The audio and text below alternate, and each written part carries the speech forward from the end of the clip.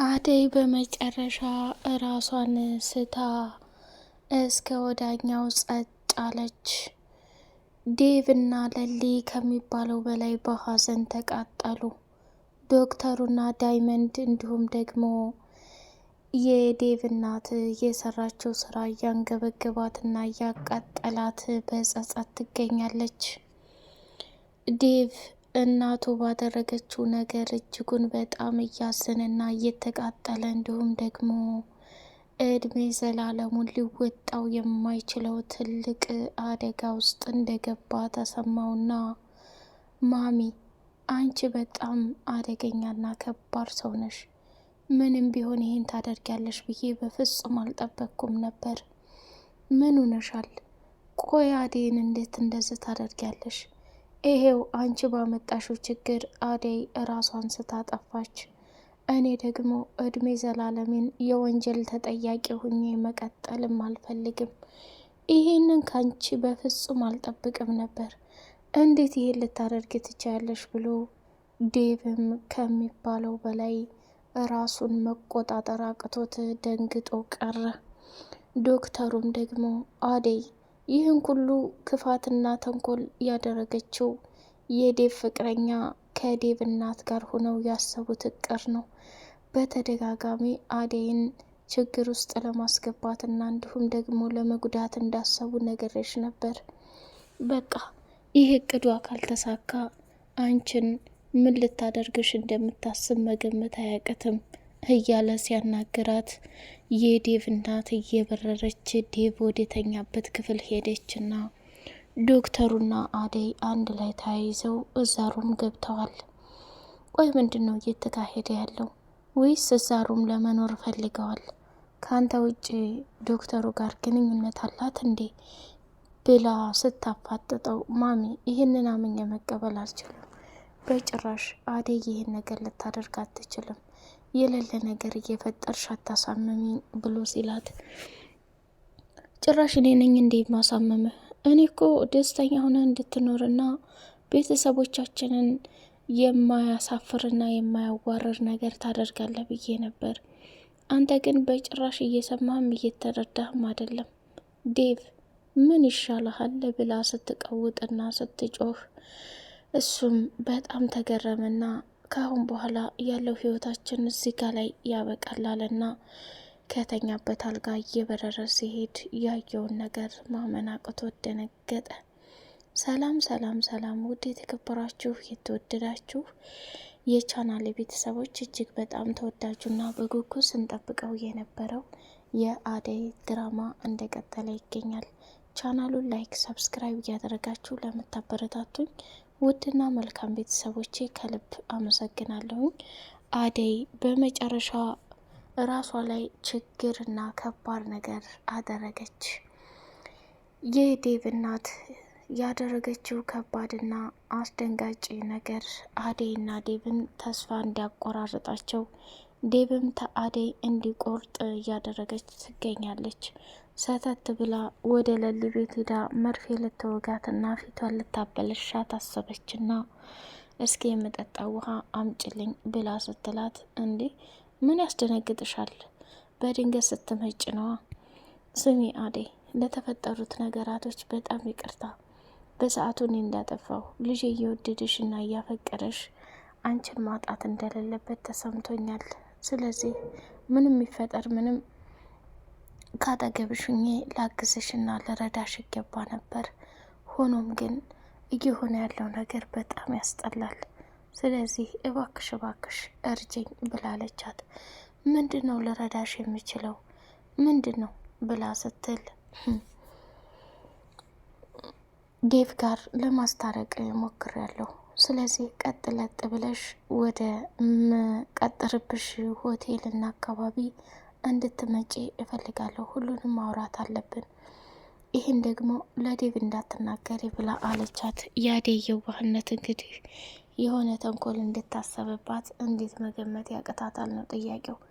ከዛ እሺ ሰተት ብሎ እናቱ ባዘዘችው እና በነገረችው አድራሻ ወይም ክፍል ሲሄድ ዶክተርና አደይ ተቃቅፈው ሲያቸው በጣም ደነገጠና አደይ ብሎ ሲጮህባት አደይም ዘወር ብላ ዴቭን ስታዩ በጣም ደነገጠች። ዶክተሩም ደግሞ ከሚባለው በላይ ደነገጠና ተፋጠጡ። የፍቅር እናት ደግሞ ዴቭን የኔ ልጅ ምን ስትል እንዳሰብከው ባላቅም ይህን ነገር በፍጹም ማድረግ የለብህም፣ እረፍ። ምንም ቢፈጠር ምንም እናትህ የተናገረችውን ንግግር ተቀብለህ እችን የማትወዳትንና የማታፈቅራትን ልጅ አግብተህ ስትቃጠልና ስትንሰፈሰፍ ማየት አልፈልግም ብላለችው። ዳይመንድ ከሚባለው በላይ አዘነ። የዴቭ እናት ደግሞ እያስመሰለች አንገቷን ደፍታ መንሰፍሰፍና ማልቀስ ጀመረች። ለሊ አንድና ብቸኛ ጓደኛዬን ማጣት የማልፈልገውን እህቴን አጣሁኝ እያለች እየተንሰፈሰፈች ትገኛለች።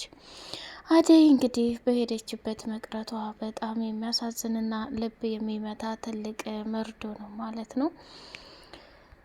እንግዲህ ዴቭም ሁሉንም ነገር እያየ የእናቱን ክፋትና ተንኮል አምኖ መቀበል ቢያቅተውም መጨረሻ ላይ ዶክተሩ እውነታውን እንደሚያፈርጠውና ለሊም ደግሞ በፍጹም የዴቭ እናት እንደዚህ አይነት አደገኛና ጉደኛ ሴት መሆኗን እያየች ለራሱ ውስጧ ምንም አላመነበት። አደይ ሲጀመር እጅጉን በጣም ፈርታና ተጨንቃ ነበር። እኔ ይሄ ነገር ውስጤ ደስ አላለውም፣ የሆነ ትልቅ ሴራና ተንኮል አለ ለልይ እኔ ከዴቭ መለያየቱን በፍጹም አልፈልግም ነበር። ሰርጌን በጉጉት እየጠበቅኩ መጨረሻ እንደዚህ ይፈጠራል ብዬ ስላላሰብኩ ምናልባት ለተፈጠሩት ነገራቶች በሙሉ ሂጄ የምትለውን ነገር ማየት አለብኝ ብላ ወሰነች። ከዛ እሺ ችግር የለውም ለሊ፣ እኔ ውስጤ ቢከፋኝም ሂጄ ያለው አዎ ጓደኛዬ፣ በቃ የሰው ልጅ ባስቀመጥሽበት ነገር ማገኘት አትችም። ምናልባት ተጸጽታና እንዲሁም ደግሞ አዝና ሊሆን ይችላል። ስለዚህ አንቺ መሆን ያለበት ነገር ቀጥለጥ ብለሽ ከነሱ ጋር ሂደሽ እውነታውን ነገር ማየትና ማዳመጥ አለብሽ። ለልዬ እንደ ከፋሽና እንደተበሳጭሽ አውቃለሁ። ስለዚህ በቃ እኔ ላንቺ ነው ማስበው አደይ፣ ይቺ ክፉና አረመኔ ሰው የሆነ ነገር እንዳታረግሽ ራስሽን ጠብቀሽ ሁሉንም ነገር ማየት አለብሽ ብላለቻት። እሺ ብላ ከተቀበለች በኋላ አደይም ጉዞዋን ወደ ተቀጠረችበት ቦታ ስትሄድ ያየችውን ነገር ማመን አቅቷት በጣም እራሷን ሁሉ መቆጣጠር አቅቷት በጣም አዝናለች ማለት ነው። ባቡሬ እንግዲህ ለለሊ እያደረገው ያለውን መስዋዕትነትና ዋጋ አታስቢ፣ ሁሉንም ነገር እኔ ጨርሰዋለሁኝ፣ እያንዳንዱ ክፋትና መጥፎ አንቺ ላይ የሰሩትን የእጃቸውን እንዲያገኙ አደርጋቸዋለሁ ብሎ ቃል ገባላት። ባቡሬ ላግዝህ እፈልጋለሁ፣ ብቻህን አንተ መታገል የለብም። እነዚህ ሰዎች በጣም አደገኛና ከባድ ሰዎች ናቸው። አሁን ቤዛን ካገኘኋት ሌላው ቀላል ነው። ቤዛ ብቻም ሳትሆን የምሬ ነው ምልህ ኤላም እጅ እንዳለበት ይሰማኛል ብላ አለችው። እሱን እንግዲህ አላቅም፣ ግን ያንቺን የሆነ ድርሻና በስምሽ እስከተገዛ ድረስ እሱም ቢሆን ምንም ነገር ሊያደርግ አይችልም። የቻልነውን ያህል ዋጋ እንከፍላለን። በተለይ ጀገራው ምንም እንደሌለበትና እያንዳንዱ ነገሮችን አሳልፎ ቢወጣ ለራሱ ቤዛን እንደሚደፋት ነው የነገረኝ ብሎ አላት ማለት ነው። ዶክተሩም እንግዲህ የቤዛን ያሰራትን ፖሊሱን ሂዶ ሲያናግረው እኔ ሳልሆን ፍርድ ቤቱ ነው የወሰነው። ቤዛ በወንጀሏ ተቀጣ ወጥታለች። እያንዳንዱ ያደረገው ነገር በሙሉ ጀገራው እንጂ ቤዛ አይደለችም። አንድን ወንጀለኛ ደግሞ ያለ ማስረጃና መረጃ ምንም ላደርግ አልችልም። አየህ ዶክተር፣ ቤዛ ይህንን ነገር አድርጋለች ብለህ ብትል ማስረጃና መረጃ ይፈልጋል። በዛ ላይ ደግሞ እኛ ይህን ወንጀል ሰርታለች ብለን ያልንበትን ያክል ተቀታ በፍርድ ቤት ውሳኔ መሰረት ወጥታለች። በገንዘብ ነው አይደል ኢንስፔክተር? ምንም ቢሆን እኮ ወንጀለኛ የእጁን ማግኘት አለበት።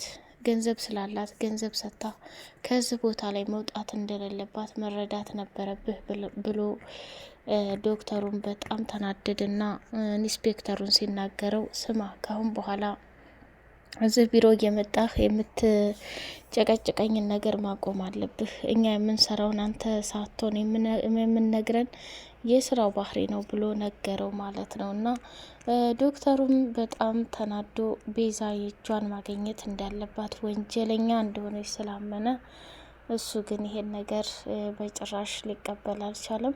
ራው ያለበትን ሁኔታ አጣርቶ እንደሚያመጣላትና ያለበትን ጉድ እንደሚያጋልጥ ቃል ገብቶ ነበር። ዶክተሩ ቢሮ ላይ ሰተት ብላ ሄዳ የዴቭ አዲሷ ፍቅረኛ ዴቭ እንግዲህ ይዛ ለመሄድና ከዴቭ ጋር ተጋብተው እንትን ለማለት በዴቭ እናት ተንኮል መሰረት ወደ ዶክተሩ ጋር ሄደች እና ዶክተር አደይ ከባድና አደገኛ ችግር ውስጥ ገብታለች።